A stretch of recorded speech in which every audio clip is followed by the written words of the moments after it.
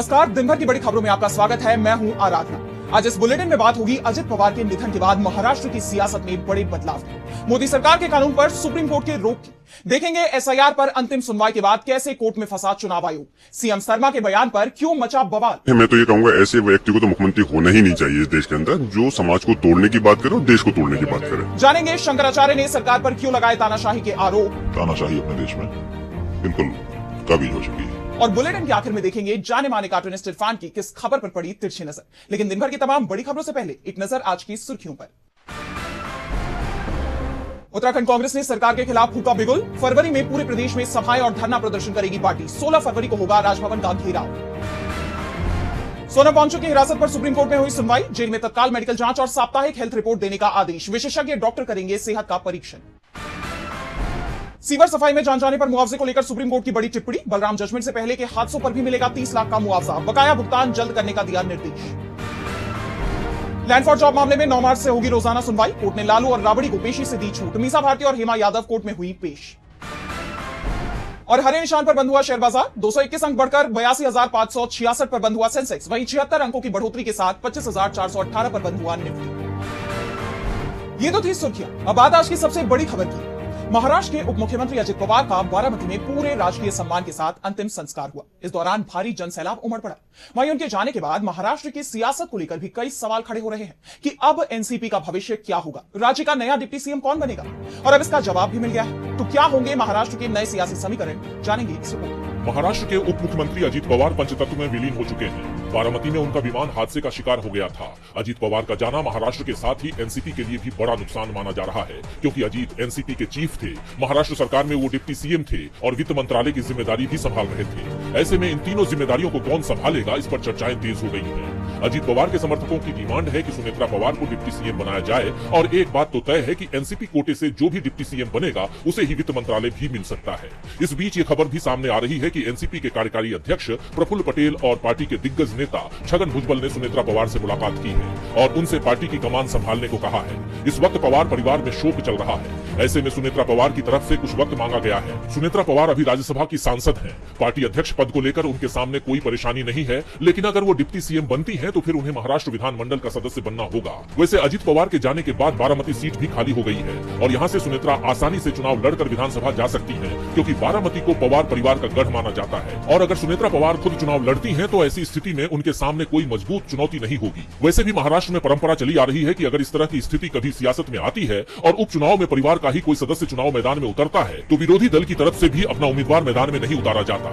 यहाँ तो ये परिवार का भी मामला है, क्योंकि एनसीपी का अजित गुट जहाँ महायुति में शामिल है तो वहीं शरद पवार का गुट महाविकास अघाड़ी में, और एमवीए में ये सीट शरद पवार के कोटे की सीट है। ऐसे में अगर सुनेत्रा पवार एनसीपी से चुनाव लड़ती है तो ये तय है कि शरद पवार की तरफ से कोई उम्मीदवार नहीं उतारा जाएगा। वैसे अजित पवार के साथ हुए विमान हादसे से पहले एनसीपी के एकजुट होने की चर्चाएं भी चल रही थी। अजित पवार जिस तरह से बीजेपी से दूरी बनाते दिखाई दे रहे थे और पवार परिवार एक मंच पर आ गया था, उसके बाद चर्चाएं शुरू हो गई थी कि एनसीपी फिर से एक होगी और अजित पवार महायुति छोड़ सकते हैं, यानी डिप्टी सीएम पद से इस्तीफा दे सकते हैं। फिलहाल विमान हादसे के बाद अब सुनेत्रा पवार के सामने सबसे बड़ी चुनौती पार्टी को एकजुट करने की है। ऐसे में एनसीपी फिलहाल महायुति का ही हिस्सा बनी रहेगी, ये तय माना जा रहा है। जल्दी ही सुनेत्रा पवार एनसीपी की अध्यक्ष और महाराष्ट्र की डिप्टी सीएम बन सकती हैं। अगर ऐसा होता है तो ये एनसीपी के लिए भी बेहद अच्छा संकेत होगा, क्योंकि हाल ही के सालों में सियासत में महिलाओं की हिस्सेदारी तेजी से बढ़ी है और सियासी दलों का ध्यान भी महिला मतदाताओं की तरफ गया है। ऐसे में सुनेत्रा पवार को एनसीपी की कमान मिलना पार्टी के लिए मास्टर स्ट्रोक माना जाएगा। अजित पवार का जाना महाराष्ट्र की जनता, उनके परिवार और पार्टी के लिए बड़ा झटका है। वैसे झटका तो मोदी सरकार को भी लगा है। सुप्रीम कोर्ट से कोर्ट ने यूजीसी के नए नियम पर रोक लगा दी है। साथ ही सरकार को भी नोटिस जारी किया है। इस नए नियम को लेकर काफी विवाद देखा जा रहा था, जिसके बाद अब सुप्रीम कोर्ट ने भी सख्त रुख अपनाया है। तो क्या कुछ हुआ इस सुनवाई के दौरान, जानेंगे इस रिपोर्ट में। सुप्रीम कोर्ट ने यूजीसी के हाल ही में जारी किए गए इक्विटी रेगुलेशन नियम 2026 पर अंतरिम रोक लगा दी है। साथ ही केंद्र सरकार को नोटिस जारी किया गया है। कोर्ट ने कहा है कि ये नियम पहली नजर में पूरी तरह से साफ नहीं है और इनका गलत इस्तेमाल होने की पूरी संभावना है। चीफ जस्टिस सूर्यकांत और जस्टिस जयमाल्या बागची की बेंच ने इस मामले की सुनवाई की। बेंच ने नियमों की भाषा पर कड़े सवाल उठाए। जस्टिस बागची ने अहम सवाल पूछते हुए कहा कि जब समाज में पहले से ही 3E यानी इक्विटी, इक्वालिटी, एजुकेशन मौजूद है तो फिर नए 2C की क्या जरूरत पड़ गई। कोर्ट ने माना कि रेगुलेशन में इस्तेमाल किए गए शब्द भ्रम पैदा करने वाले हैं। जजों ने कहा कि हम एक निष्पक्ष और समावेशी समाज बनाना चाहते हैं, लेकिन नियमों में स्पष्टता जरूरी है। याचिकाकर्ता के वकील विष्णु शंकर जैन ने यूजीसी एक्ट की धारा 3C को असंवैधानिक बताया है। उन्होंने दलील दी कि यह नियम इस गलत धारणा पर आधारित है कि सामान्य श्रेणी के छात्र भेदभाव करते हैं। इस पर चीफ जस्टिस ने साफ किया कि कोर्ट फिलहाल केवल इन नियमों की कानूनी वैधता और संवैधानिकता की जांच कर रहा है। अब कोर्ट ने आदेश दिया है कि 2026 के नए नियमों की जगह 2012 के पुराने नियम ही प्रभावी रहेंगे। मामले की अगली सुनवाई 19 मार्च को तय की गई है। लेकिन आइए जरा समझते हैं कि आखिर ये नियम क्या है जिसे लेकर विवाद गरमाया हुआ है। तो promotion of equity in higher education institutions regulations 2026, इस नियम के तहत हर कॉलेज और यूनिवर्सिटी में एक इक्विटी कमेटी बनाना अनिवार्य होगा। कमेटी में SC, ST, OBC, दिव्यांग और महिलाओं का होना जरूरी है। ये कमेटी पिछड़े वर्ग के छात्रों की शिकायतें सुनेगी और उनका निपटारा करेगी। अब यहाँ विवाद नियम 3C को लेकर है। विरोध करने वालों का कहना है कि ये प्रावधान सामान्य वर्ग के खिलाफ भेदभावपूर्ण और असंवैधानिक है। आरोप है कि ये नियम समानता के नाम पर एक वर्ग को शिक्षा प्रणाली से बाहर करने की साजिश है। इस नियम पर रोक लगने से उन छात्रों और संस्थानों को बड़ी राहत मिली है जो नए नियमों को लेकर आशंकित थे और लगातार आंदोलन कर रहे थे। अब सबकी नजरें 19 मार्च पर टिकी हैं, जब कोर्ट ये तय करेगा कि यूजीसी के ये नए नियम लागू होंगे या इन्हें हमेशा के लिए रद्द कर दिया जाएगा। सुप्रीम कोर्ट ने यूजीसी के नए नियमों पर रोक लगा दी है, लेकिन SIR प्रक्रिया को रद्द करने की मांग वाली याचिकाओं पर अब तक सुप्रीम कोर्ट का फैसला नहीं आया है। SIR को चुनौती देने वाली याचिकाओं पर सुप्रीम कोर्ट में अंतिम सुनवाई हुई। इस दौरान याचिकाकर्ताओं की तरफ से पेश वकीलों ने चुनाव आयोग की दलीलों पर सवाल उठाते हुए अपने तर्क पेश किए। तो क्या कुछ हुआ सुप्रीम कोर्ट में इस सुनवाई के दौरान, आइए देखते हैं इस रिपोर्ट में। SIR प्रक्रिया के खिलाफ दाखिल याचिकाओं पर सुप्रीम कोर्ट में अंतिम सुनवाई हुई और इस दौरान कोर्ट ने तमिलनाडु में इस प्रक्रिया को लेकर चुनाव आयोग को कड़े निर्देश दिए। कोर्ट ने कहा कि तमिलनाडु में जिन लोगों का नाम स्पेलिंग एरर के चलते काटा गया है, उनकी लिस्ट ग्राम पंचायत भवन, सब डिवीजन के तालुका ऑफिस और शहरी इलाकों के वार्ड ऑफिस में लगाई जाए। कोर्ट ने जोर देकर कहा कि हम उम्मीद करते हैं कि चुनाव आयोग उन सभी राज्यों में इन प्रक्रियात्मक निर्देशों का पालन सुनिश्चित करेगा जहां SIR प्रक्रिया शुरू की गई है। इस बीच याचिकाकर्ताओं की तरफ से पेश वरिष्ठ वकील प्रशांत भूषण ने कोर्ट में बताया, नई वोटर लिस्ट बनाने की कोशिश में महिलाओं के नाम कट रहे हैं। जब वोटर पर गिनती का फॉर्म भरने का बोझ डाला जाता है तो कमजोर वर्ग के लोग, खासकर महिलाएं और प्रवासी मजदूर, फॉर्म नहीं भर पाते हैं। ये प्रक्रिया बहुत जल्दबाजी में की गई है। उन्होंने कोर्ट में चुनाव आयोग की दलीलों पर भी सवाल उठाए और कहा कि ECI का तर्क है कि अनुच्छेद 324 उन्हें किसी भी तरह से काम करने की पूरी छूट देता है। वो कहते हैं कि हम संसद द्वारा बनाए गए किसी भी कानून से बंधे नहीं हैं, हम जो चाहे कर सकते हैं। इस तर्क को स्वीकार नहीं किया जा सकता क्योंकि कोई भी अथॉरिटी मनमाने ढंग से काम नहीं कर सकती। भूषण ने एक बार फिर सवाल किया कि आरओ कैसे किसी की नागरिकता तय कर सकता है, वो कोई अदालत नहीं है। अगर विवाद हो तो जिरह का मौका मिलना चाहिए। उन्होंने इस प्रक्रिया की निष्पक्षता पर भी सवाल उठाए और कहा कि हर स्टेज की वोटर लिस्ट सार्वजनिक की जानी चाहिए। कितने नाम जुड़े और कितने नाम कटे ये पता चलना चाहिए और ये लिस्ट मशीन रीडेबल होनी जरूरी है। वरिष्ठ वकील रामचंद्रन ने भी इस प्रक्रिया के लिए चुनाव आयोग की जल्दबाजी पर सवाल उठाए और कहा कि बिहार में उन्होंने चुनाव की आड़ में जल्दी प्रक्रिया पूरी की, लेकिन छत्तीसगढ़ में 2028 में चुनाव होने हैं, तो वहां क्या जल्दी है। उन्होंने आगे ये भी कहा, अनुच्छेद 324 के तहत पूरी पावर का मतलब ये नहीं है कि मनमानी करने की छूट मिल जाए। इस पावर का इस्तेमाल अभी भी जुडिशियल रिव्यू के अधीन है। उन्होंने चुनाव आयोग पर अपने दायित्वों को पूरा न करने का आरोप लगाया, जिसके बाद कोर्ट ने सुनवाई पूरी करते हुए अपना फैसला सुरक्षित कर लिया है। अब देखना यह होगा कि कोर्ट का फैसला क्या होता है। SIR पर सुप्रीम कोर्ट में जबरदस्त बहस देखी गई तो विवाद असम के सीएम हिमंता बिस्वा शर्मा के बयान पर भी छिड़ गया। बीते दिन भी उन्होंने ये कहकर विवाद खड़ा कर दिया था कि मियां समुदाय के लोगों को भारत में वोट डालने का अधिकार नहीं है, उन्हें बांग्लादेश में मतदान करना चाहिए। और अब एक बार फिर उन्होंने कुछ ऐसा कहा है जैसे वो विपक्ष के निशाने पर आ गए हैं। तो क्या कहा है सीएम हिमंता ने, जानने के लिए देखिए ये रिपोर्ट। मुसलमानों को लेकर असम के मुख्यमंत्री हिमंता बिस्वा शर्मा अक्सर विवादित बयान देते हुए नजर आते हैं। साथ ही उन्हें मियां कहकर संबोधित करते हैं, जो इस समुदाय का अपमान दिखाता है। इसी कड़ी में अब उन्होंने एक बार फिर विवादित बयान देते हुए कहा है, कोई मुसलमान रिक्शा वाला अगर 5 रुपए मांगे तो उसे 4 रुपए दो, खूब परेशान करो।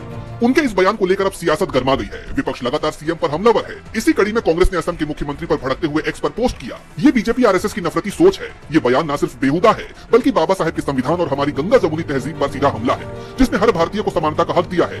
हिमंता बिस्वा शर्मा की इस शर्मनाक करतूत के लिए नरेंद्र मोदी और बीजेपी को पूरे देश से माफी मांगनी चाहिए। कांग्रेस के बाद समाजवादी पार्टी के नेता जियाउर रहमान बर्क ने भी सीएम शर्मा पर निशाना साधा। उन्होंने यहाँ तक कह दिया कि ऐसे व्यक्ति को मुख्यमंत्री नहीं होना चाहिए। पता नहीं वो किस प्रकार के मुख्यमंत्री हैं। मैं तो ये कहूंगा ऐसे व्यक्ति को तो मुख्यमंत्री होना ही नहीं चाहिए इस देश के अंदर, जो समाज को तोड़ने की बात करे और देश को तोड़ने की बात करे। ऐसा इंसान मेरे नजर में नहीं लगता कि मुख्यमंत्री बनने के लायक हैं।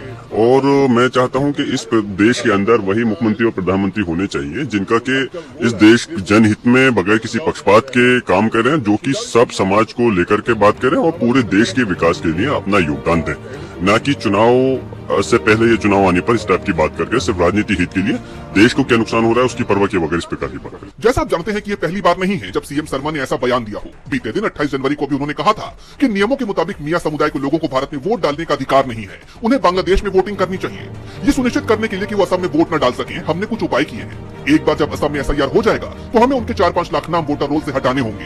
कांग्रेस मुझे जितना चाहे गाली दे, लेकिन मेरा काम मियाओं को असहज करना है। सीएम हेमंता के बयान से सियासत गर्मा गई है तो शंकराचार्य अविमुक्तेश्वरानंद का बयान भी सुर्खियां बटोर रहा है। माघ मेले से वापसी के बावजूद बीजेपी सरकार पर उनके हमले कम नहीं हुए हैं। अब उन्होंने हालिया घटनाक्रम को लेकर यहां तक कह दिया कि देश में तानाशाही आ चुकी है, जिससे सरकार पर गंभीर सवाल खड़े हो गए हैं। तो क्या कुछ बोले हैं शंकराचार्य, जानेंगे इस रिपोर्ट में। माघ मेले से लौटने के बाद भी शंकराचार्य अविमुक्तेश्वरानंद बीजेपी सरकार पर हमलावर बने हुए हैं। इसी सिलसिले में उन्होंने उत्तर प्रदेश की योगी सरकार और बीजेपी के खिलाफ कड़ा रुख अपनाते हुए गंभीर आरोप लगाए हैं। शंकराचार्य ने सीएम योगी के काल नेमी वाले बयान पर तीखा पलटवार किया। उन्होंने कहा, काल नेमी वो होता है जिसका चोला तो साधु का हो पर काम राक्षसों वाला हो। वर्तमान यूपी सरकार में गाय, ब्राह्मण और देवताओं के मंदिर सुरक्षित नहीं है। यूपी गाय का सबसे बड़ा निर्यातक बन चुका है। ब्राह्मणों को निशाना बनाया जा रहा है और विकास के नाम पर प्राचीन मंदिर व मूर्तियां तोड़ी जा रही हैं। अगर ये सब हिंदू सरकार के राज में हो रहा है तो फिर औरंगजेब और इनमें क्या अंतर है? हो रहा है काम राक्षसों का है और चोला साधुओं का है। यही तो काल नेमी होता है और कौन काल नेमी होता है। तो हमने तो उसको बता करके सिद्ध कर दिया। वो सिद्ध करें कि हमारा कौन सा काम राक्षसों जैसा है और चोला हमारा कैसे संतों का है। उन्होंने सिद्ध नहीं किया। इसके साथ ही शंकराचार्य ने प्रयागराज के माघ मेले में संतों और बटुकों के साथ हुए गलत व्यवहार का भी मुद्दा उठाया। उन्होंने वीडियो साक्ष्यों का हवाला देते हुए कहा कि बटुकों की चोटी पकड़कर उन्हें अपमानित किया गया, लेकिन सरकार ने दोषियों पर कोई कार्रवाई नहीं की। उन्होंने इसे तानाशाही करार देते हुए कहा कि अब देश में न्याय की उम्मीद करना ही बेकार है और बोलने की आजादी छीनी जा रही है। पूरे देश में वीडियो लोगों ने देख लिया किस तरह से लोगों को मारा पीटा जा रहा है। बटुकों को उनकी चोटी पकड़ करके उनको अपमानित किया जा रहा है। उसके बाद भी किसी एक के ऊपर कोई एक छोटी सी भी कार्रवाई प्रदेश सरकार की नहीं हुई। बातें वहीं की जांच की जाएगी, कोई जांच कमेटी नहीं बनाएगी, कुछ नहीं। तो इससे पता चलता है कि वो जो चाहेंगे करेंगे, किसी को कुछ बोलने का अब अधिकार नहीं रहा।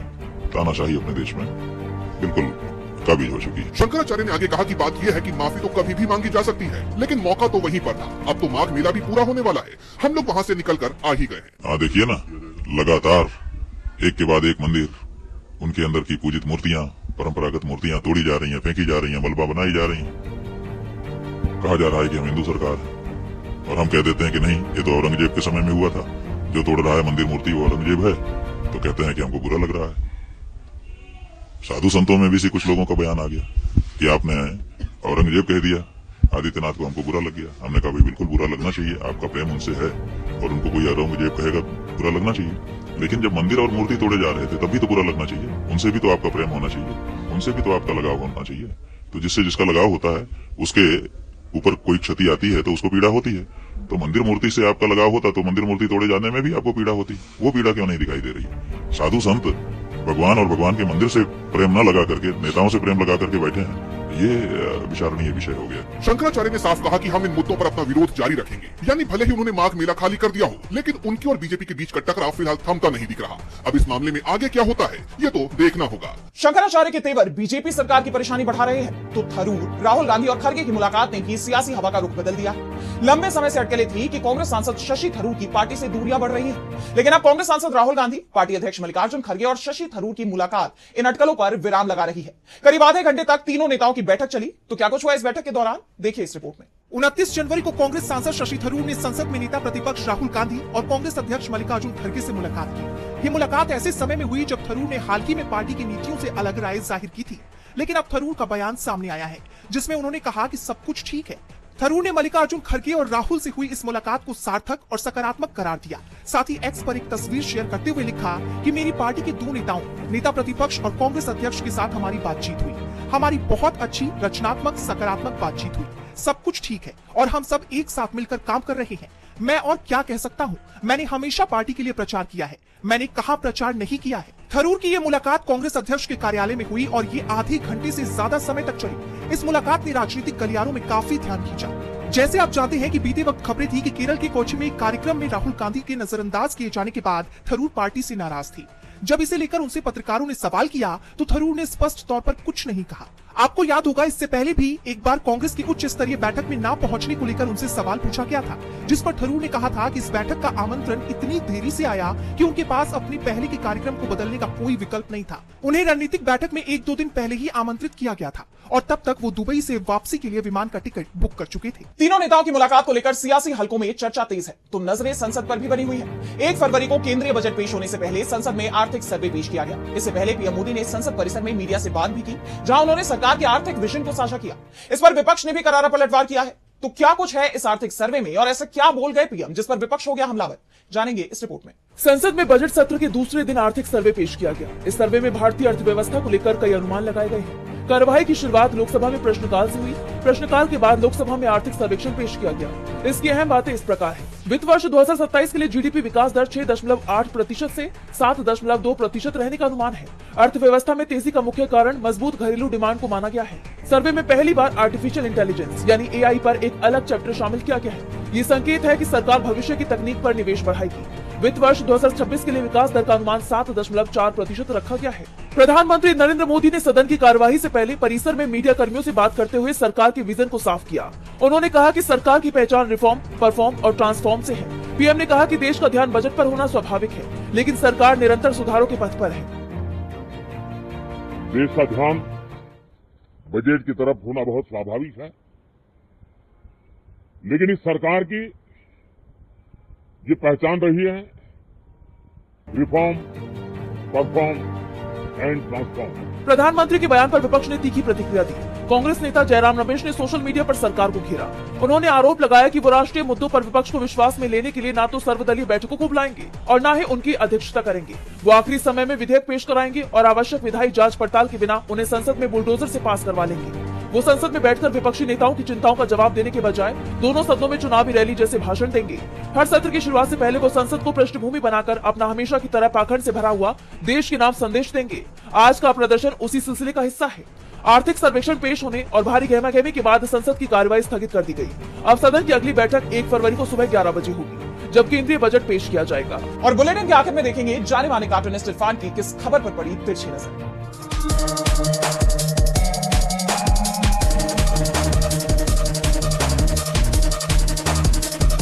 देश के प्रधानमंत्री नरेंद्र मोदी की निगाह अब देश के जेन जी के ऊपर लगी हुई है, क्योंकि पार्कों में घूमने वाले अंकल जी 10,000 रुपए में उनकी मुरीद हो गई देश की लाडली बहना पूरी तरह से सेट हो चुके हैं। लेकिन नई पौध का क्या करें, वो नई पौध को तो अपना अंधभक्त बनाना है। इसलिए फरवरी के पहले हफ्ते में वो देश के युवाओं से मीटिंग करेंगे, उनसे मिलेंगे। सुना जा रहा है कि उसके लिए 6 करोड़ से ज्यादा छात्रों ने रजिस्ट्रेशन भी करवा दिया है। अच्छी बात है, लेकिन ऐसा मत करना भाई,